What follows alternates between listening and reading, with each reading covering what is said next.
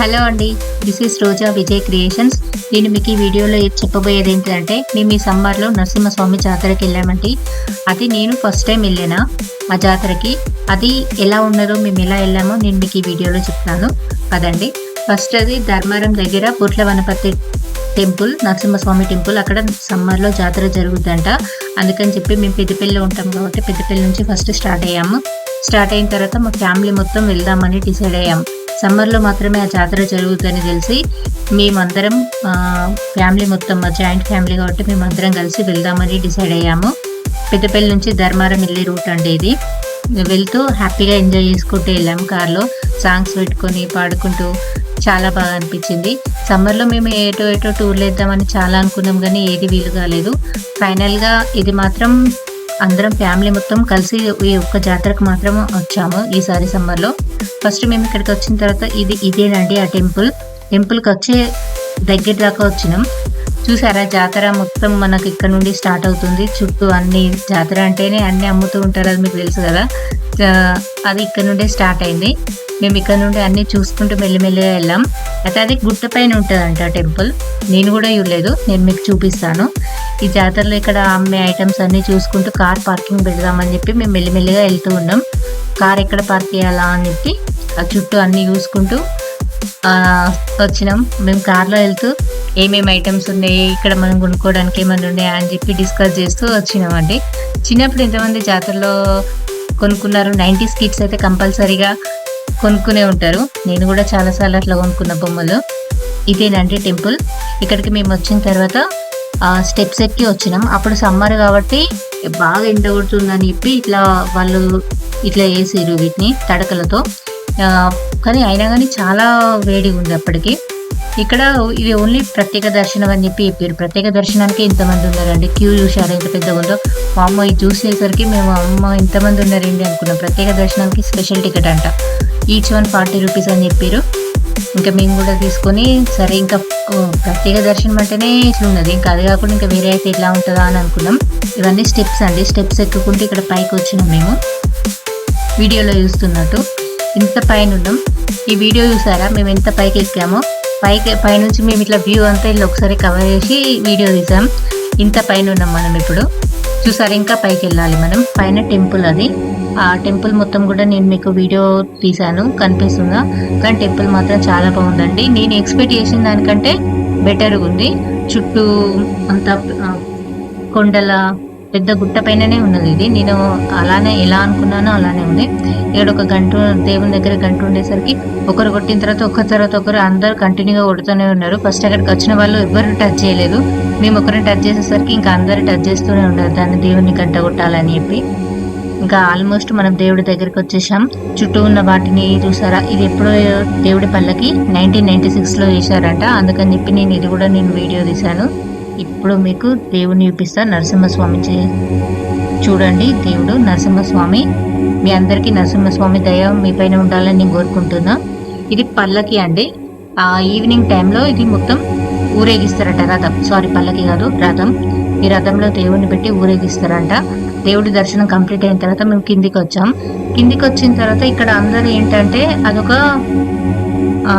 Stone. అక్కడ ఏంటంటే మనం ఏదైనా కోరుకొని ఆ స్టోన్ని మన కోరిక నెరవేరుతుంది అని అంటే, అది గట్టిగా మనం పాతుకోవాలి అని అంటే పాతుకుంటుందంట. వద్దు అని అంటే లేస్తుందంట. అక్కడ ఉన్న వాళ్ళందరూ వేస్తుంటే మేము కూడా చూడడానికి వెళ్ళినాం. అందరు అక్కడ వేస్తుండ్రు. కాకపోతే ఇక్కడ వేసినవన్నీ నిజమైతే అని చెప్పి చెప్తుండ్రు. మరి అది ఎంతవరకు నిజమో నాకు కూడా తెలియదు. సరే, నేను కూడా ఒకసారి ట్రై చేస్తా, అసలు అది నిజమా అబద్ధమా తెలుస్తుంది కదా అని చెప్పి ఫస్ట్ మామూలుగా లేపి ట్రై చేశాను, వచ్చేసింది. ఇంకా తర్వాత ఒక కోరిక కోరుకొని అది నెరవేరితే ఖచ్చితంగా గట్టి ఉండాలి అని చెప్పి నేను కూడా అన్నా. అది నిజంగానే గట్టిగా పాతుకుంది. అప్పుడు నేను నమ్మిన, ఎందుకంటే ఫస్ట్ నాకు వచ్చింది, తర్వాత రాలేదు కదా అని చెప్పి. తర్వాత మా బాబు కూడా ట్రై చేసిండు, తనకు కూడా అలానే వచ్చింది. తర్వాత మా హస్బెండ్, అట్లా మా ఫ్యామిలీలో ఒకరి తర్వాత ఒకరు అనుకుని మరి దాన్ని ట్రై చేసినాం, వచ్చింది. ఇది ఇక్కడ ఇదే స్పెషల్ అంట. ఇక్కడ ఏమన్నా కోరుకొని మనం అడిగితే అవి నెరవేరుతాయని అంటుండ్రు. ఒకవేళ నాకు నెరవేరితే నేను మీకు చెప్తాను. కాకపోతే అక్కడ వాళ్ళు చెప్పారు కాబట్టి మేము చేసామని చెప్పి నేను మీకు వీడియోలో చూపిస్తున్నాను. ఒకవేళ అది నెరవేరింది అనుకో నేను మీకు చెప్తాను. మీరు కూడా కంపల్సరీగా వెళ్ళి ట్రై చేయండి ఒకసారి. కాకపోతే ఇది ఇక్కడ స్పెషల్ అని చెప్పి చెప్పారు. ఇక రథంలో దేవుణ్ణి పెట్టిరు. ఈవినింగ్ మాత్రం ఊరేగింపు చాలా బాగా జరుగుద్దంట. మేము అప్పటికి 1-2 అయిపోయింది మేము వెళ్ళేసరికి. దర్శనం చేసుకున్న తర్వాత ఇక్కడ రథం దగ్గర కూడా దేవుణ్ణి కొబ్బరికాయ కొట్టేసి దేవుణ్ణి మొక్కుకున్నాం ఇక్కడే. ఇంకా బయటకు వచ్చిన తర్వాత ఎంత ఎండ కొడుతుందంటే చాలా ఎండకి అసలు భరించలేకపోయామండి. ఇక్కడ వీళ్ళు ఎవరో కూడా మాకు తెలియదు. కాకపోతే మజ్జిగ అందరికీ ఇస్తుండ్రు అన్నట్టు, సమ్మర్ కాబట్టి. ఇంకా అక్కడికి వెళ్ళి మజ్జిగ తాగేసినాం. మజ్జిగ తాగిన తర్వాత ఇంకా లంచ్ ప్రిపేర్ చేయాలని చెప్పి ఒక ప్లేస్ చూసుకున్నాం. ఎండ కదండి, ఖచ్చితంగా చెట్ల కింద కూర్చొని వంట వేసుకొని మంచిగా కూర్చొని తిందామని చెప్పి ఎక్కడికి వెళ్ళినా కానీ మాకు అసలు ప్లేసెస్ నచ్చలేదు. కాకపోతే ఫైనల్గా ఒక ప్లేస్ సెలెక్ట్ చేసినాం. చుట్టూ నుండి కొంచెం నీడ్ ఉన్నది అని చెప్పి చేసినాం. ఫస్ట్ కట్టెల పొయ్యి పెట్టేసినాం, స్టోన్స్ పెట్టి దాంట్లో కట్టెలు పెట్టేసినాం, బండలు పెట్టి.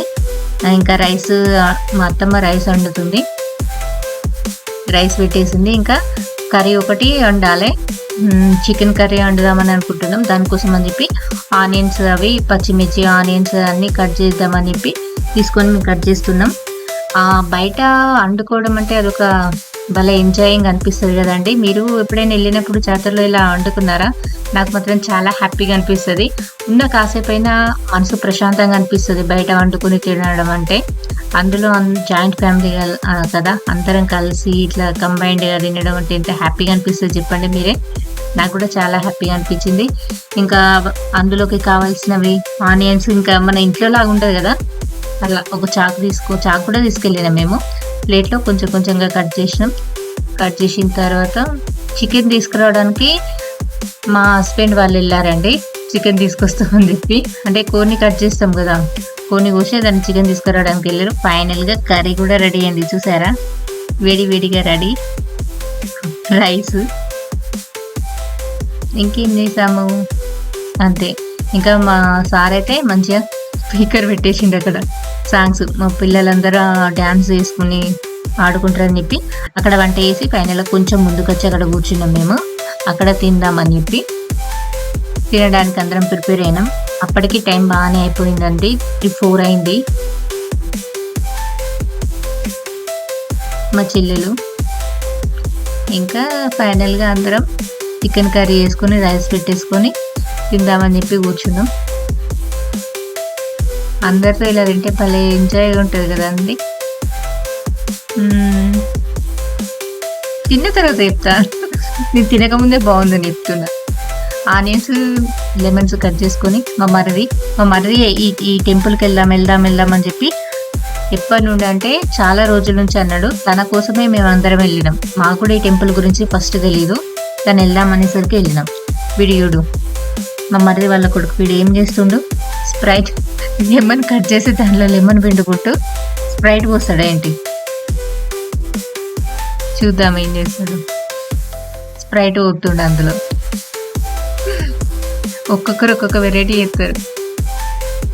మా ఫ్యామిలీతో ఉంటే భలే ఎంజాయింగ్ ఉంటుందండి. ఉన్న కాసేపు అయినా ఇప్పుడు తాగుతాడు ఏంటి, అది తాగిట్టు నిజంగానే బాగుందారా, బాగుందంట. మనం మాత్రం మజానే, ఎప్పటికీ ఆల్ టైమ్ ఫేవరెట్ మై మజా తప్ప ఇంకేం తాగలేను. బాగుందని చెప్పిన. ఇప్పటిదాకా ఇక్కడ కూర్చున్నాడు, చూడండి ఎంత టైర్డ్ అయిపోయిండో మా మరిది, చిన్న మరిది.